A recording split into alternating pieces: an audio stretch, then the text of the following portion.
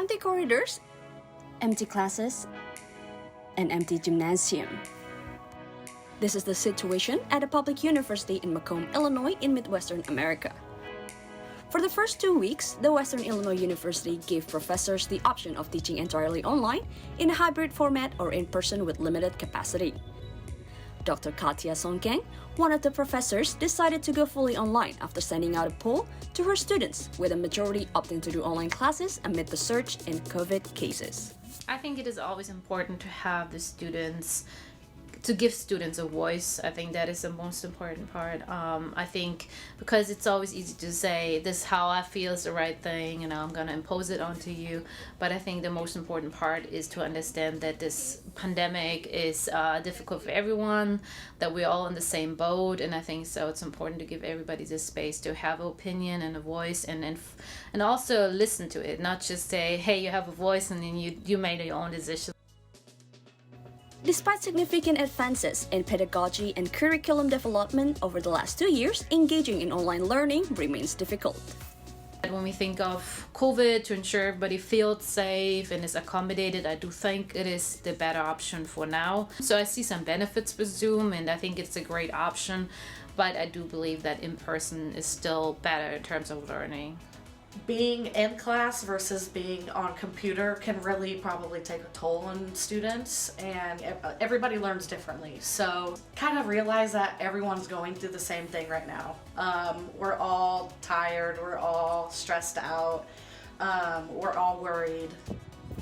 Western Illinois University is taking a strict stance despite being located in a town of only around 20,000 people.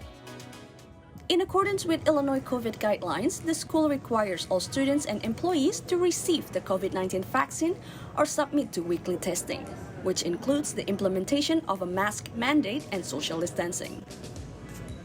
That was one thing that I was proud of my school, and it's something that I kind of do take pride in, is that we are looking at things at a broader perspective rather than just thinking, oh, we're a small town, we can get through it easier than others, because that's not really the case.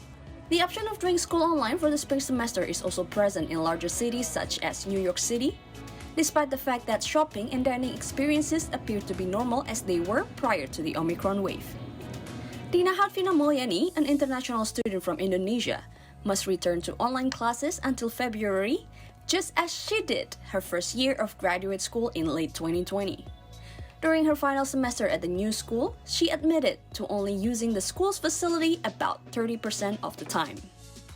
In some degree, I feel sad that we have to go back to online, but I mean, it's not so much of a hassle now that we are 2 years in the pandemic, and then we already at some point getting used to with all the Zoom fatigue and everything, and how we adjust to everything.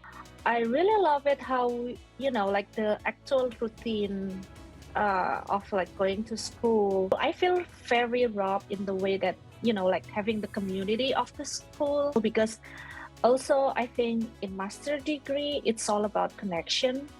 Universities may change their plans as the semester goes on, with cautious optimism, as states such as Illinois and New York begin to move past the Omicron peak, which was reached in mid-January. See Today contributor reporting from Illinois and New York in the United States of America.